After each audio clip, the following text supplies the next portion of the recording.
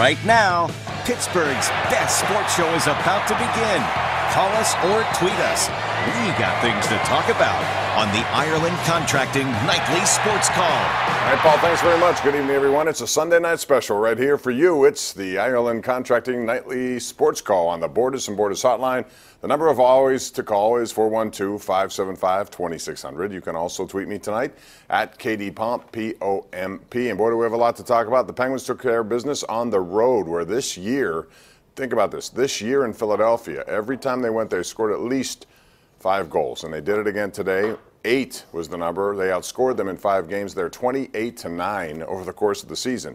So even though the Penguins did not play well on the road generally this year, they did when they had to in Philadelphia in this series, and they win 3 of their games in that city, clinching today, really showing a lot of championship heart. They were down 4-2. They were without Evgeny Malkin already, and then Carl Hagelin takes an injury after I thought it was a late hit, and I'm not saying it was dirty. I'm just saying it was a late hit by Claude Giroux.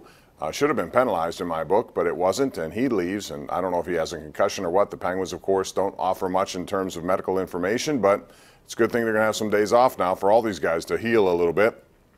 But without those two, they still managed to score the next 6 goals, and 4 of them coming from Jake Guentzel, who did something that has not been done since 1985 when Tim Kerr last did it, and before then 1919. That's 4 consecutive goals in a Stanley Cup championship or playoff game.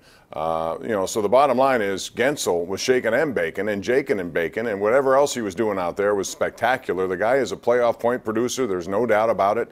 Remember last year how hot he was? Well, looks like he's picking up right where he left off. And it's interesting because coming into this postseason, he was not scoring a lot of goals. He did score 1 at the end. Tim Benson written a column about that and saying how much he was needed. And boy, was he needed. And he came up and stepped up big time in this series. And the Penguins just took advantage of mistakes by Philadelphia. Quite frankly, they're a slower team. Their defense, specifically Radko Gudas, was targeted, and Gudas just coughed the puck up, couldn't do it. He was hesitant getting the puck out of the zone several times. And then even Ivan Provorov, their best defenseman, coughed one up in the third period. And, the Penguins will put pressure on you. And all it takes is one little misplay, and they can go the other way quickly. And that's what Phil Kessel did when he picked the pocket of Provorov, goes to Guentzel. Kessel is such a good passer. I think when he came here from Toronto, a lot of people thought he was just an Alex Ovechkin type of one-trick pony with a shot. But I have seen him turn into one of the best passers in the game. He's got a feel for the game. He was terrific today as well. Sidney Crosby, usual great efforts, winning face-offs that result in goals. They do all the little things. But even though they gave up some shaky goals, and I don't think Matt Murray was at his best, they still came back, won pretty comfortably, 8-5, your final score today. So it's on to the next round, and they get some rest because tomorrow it's Game 6 between Columbus and the Washington Capitals, with the Capitals leading that 3-2. John Tortorella has pretty much promised a Game 7. We'll see what happens tomorrow night in Columbus. The Penguins will watch that one and probably hope that it goes 7 games. Everything else has pretty much been determined in the other conference. The one yet still in this Eastern Conference is Boston and Toronto. I thought Boston was real good the other night, but Toronto withheld the storm. They were outshot 45-21.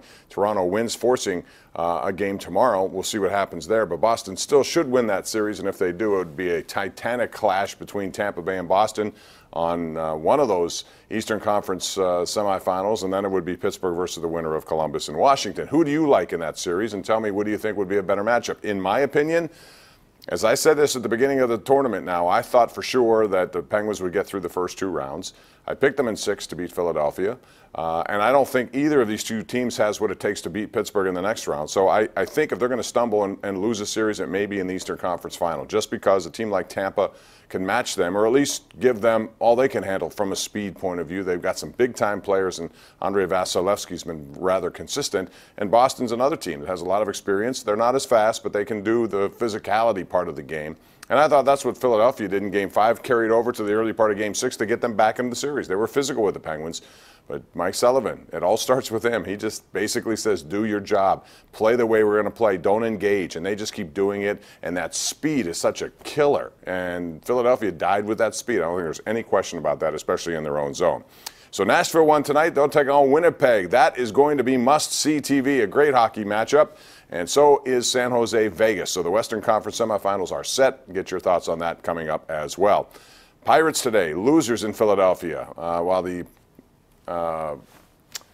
Penguins go out and win 3 games in Philly during this series. The Pirates go there in one weekend and lose 4. And today it was a case of wasting another good effort by Trevor Williams.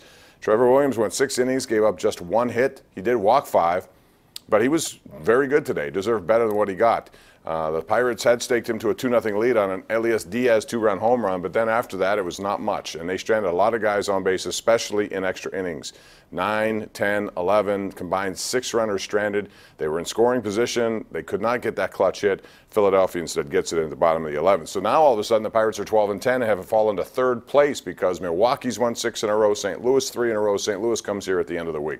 We have a lot to talk about, and I haven't even mentioned the NFL draft. That's coming up on Thursday. We have a live special on KDKA. Join Chris Hoke and me, 7:30 on Thursday night. We'll get you going with that one. Who will the Steelers take? Who do you think they should take? At least give me a position. Call right now at 412-575-2600. And be sure to join us at 11:35. Number 1 Cochran Sports Showdown. Ron Cook, Tim Benz, Chris Mack will be here. We have a lot to get into.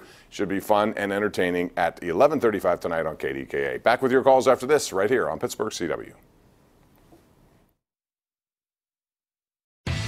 The Ireland Contracting Nightly Sports Call is brought to you by Ireland Contracting, putting new roofs on Pittsburgh homes for over 25 years. Call Ireland Contracting at 1-800-NEW-ROOF.